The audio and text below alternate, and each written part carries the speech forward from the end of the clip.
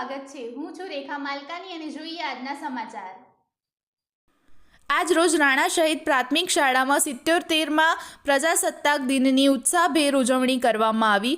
દીકરીની પ્રણામ દેશને નામ કાર્યક્રમ આધારિત ગામની સૌથી વધુ ભણેલી દીકરી શિફાબેન તોફિકભાઈ મુલતાનીના હસ્તે ધ્વજવંદન કરાવવામાં આવ્યું। સાંસ્કૃતિક કાર્યક્રમ પણ ખૂબ જ સારો રહ્યો, જાણે આખું ગામ દેશભક્તિના રંગોથી રંગાઈ ગયું હતું। ખૂબ જ મોટી સંખ્યામાં ગ્રામજનો પણ હાજર રહી બાળકો અને શિક્ષકોના ઉત્સાહમાં વધારો કર્યો હતો।